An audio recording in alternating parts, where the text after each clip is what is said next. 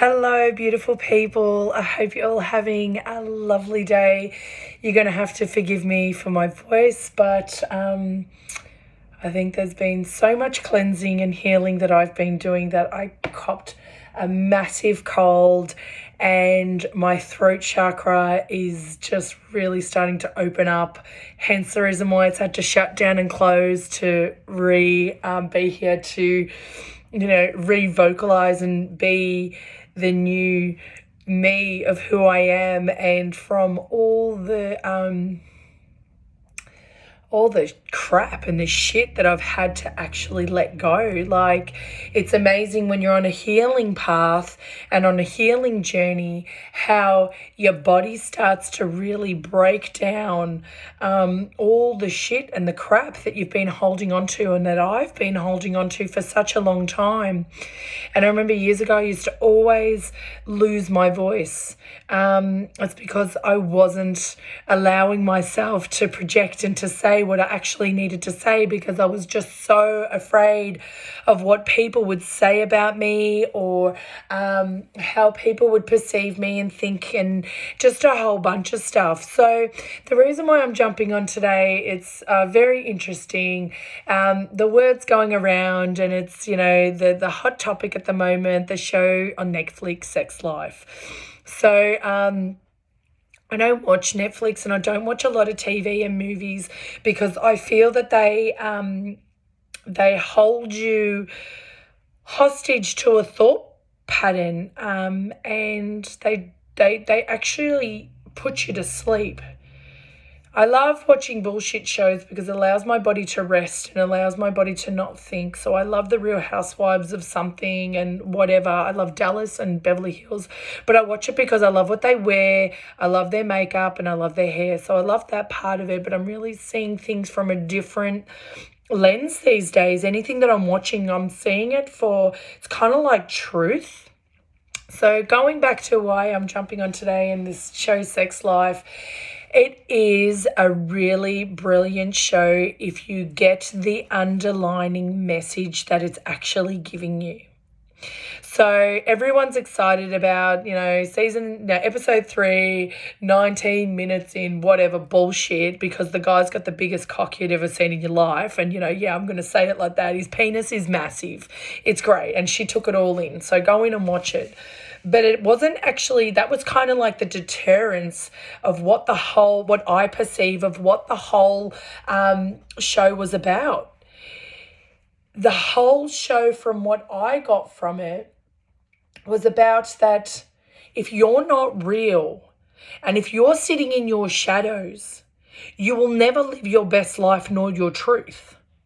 So if you haven't seen this, I'm going to try not to spoil it for you, because it's a really intelligent show, and it's so interesting at how they brought it out in this time of our lives, because in this time of our lives, relationships are either really connecting on a great vibrational level, or people are sitting in their relationship, sitting dormant and just there because they're laying over. They're just a layover. They're just sitting there wondering whether or not their relationship is really right for them, and they're questioning everything. Things aren't sitting well and they really want to escape, but they don't know how to. Or, people are sitting there going, no, this isn't right for me. This isn't right for me. I'm not enjoying this person the way I thought I would, or, I can't be who I want to be, or the relationship's narcissistic, or it's controlling, and it's just a lot of stuff. And what this show taught me was people can be like that. People can be controlled by what's happening around them. Like I said, I don't want to let off too much, but it really, what it actually showed me was, when you start any form of relationship, whether that be male, female, female, female, friend relationship, if you aren't honest about the person that you truly are, and you're not communicating enough, that relationship really isn't worth anything. So if you are in a romantic relationship, so we'll go there. If you're in a romantic relationship, a lot of people go, oh, I don't want to have sex with my husband, or the husband's not giving the woman what she needs. And basically, as a woman, what we need is love and affection. We love affection. I love affection, but that's me. And when we stop getting that, or getting that recognition from our loved one, I'm going to talk male, female here because I don't understand the female, male, male. It's probably exactly the same, but I'll talk about like a heterosexual relationship here. If we're not from our loved one told how special we make them feel, or how like that communication coming through, as a woman, we feel like we're less than. But then I'm going to flip it. If we don't work on us as a woman and communicate our needs, the male feels less than and feels neglected and feels like they're not worthy. So in our relationships, it's a two-way street. And I was speaking to a woman earlier, and she said, I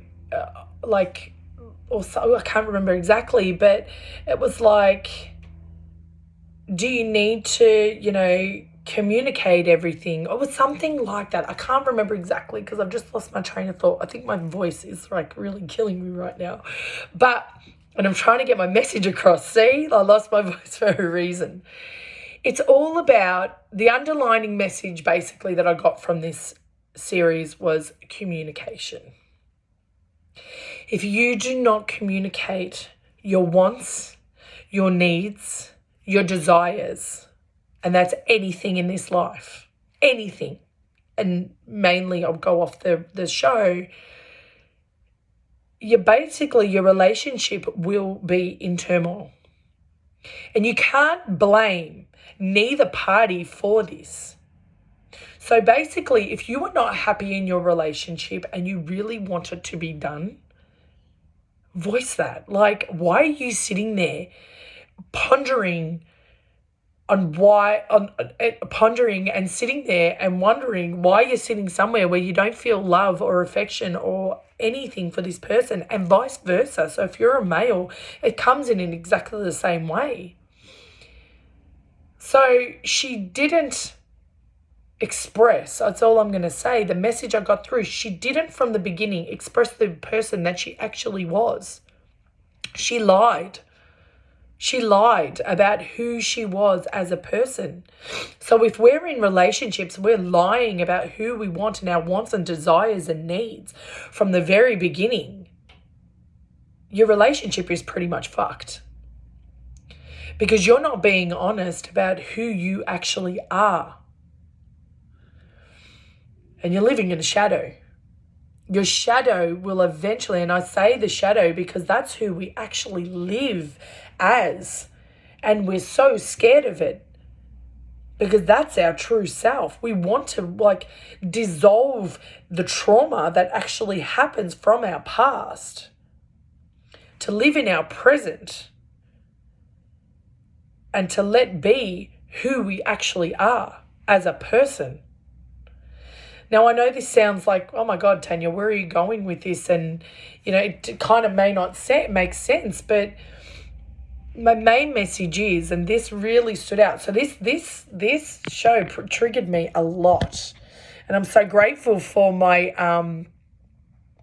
my EFT coach, and I can't remember the exact name of what her actual method is, but stay tuned because next week we're going to do an interview with each other and she is absolutely amazing. But I had to actually go in and do the work to see why this show actually really triggered me.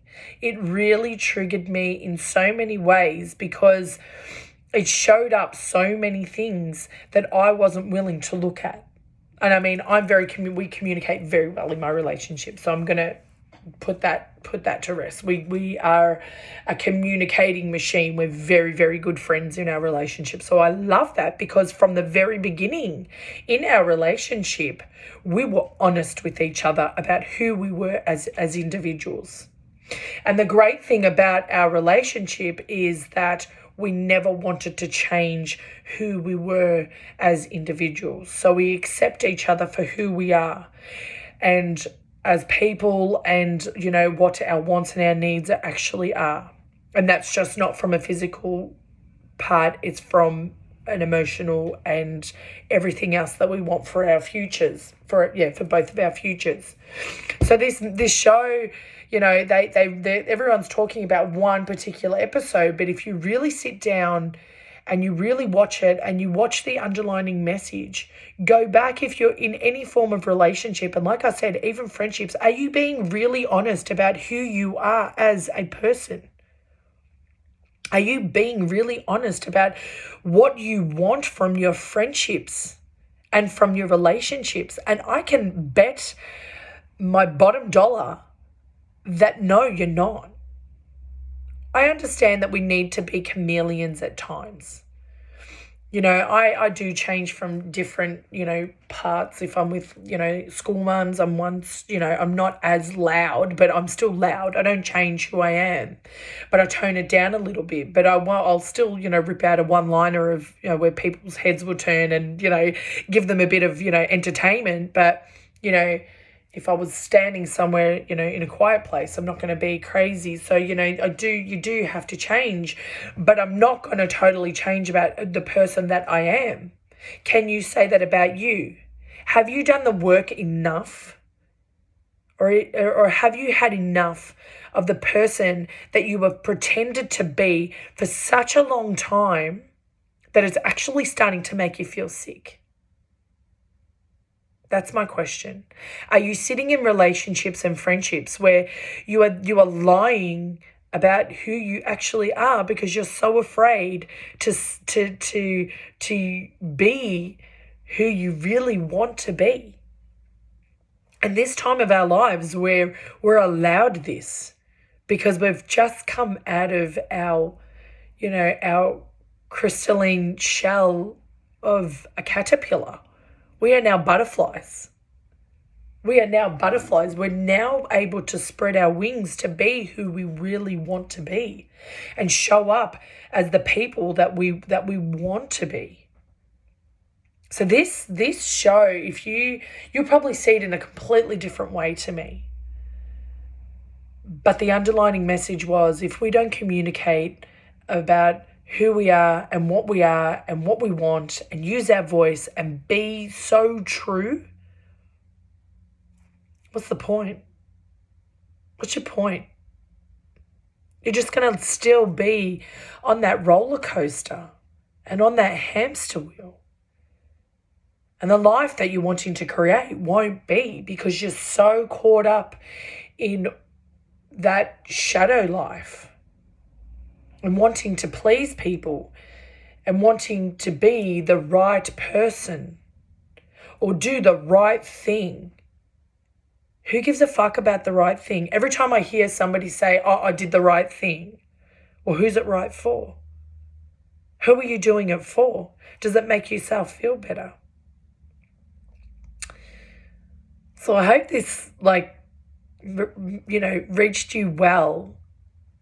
And I just had to put that out there today, that this show has come out at the right time for people to start really looking at who they are as a person. And that was just a projection, just to highlight a few things. But if you haven't seen it, go in and take a look.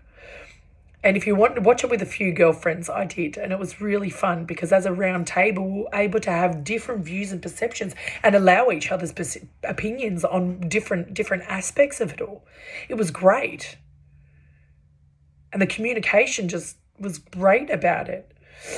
But I'd love to know your thoughts about what this series was actually about, because it was more than just a penis scene, let me tell you.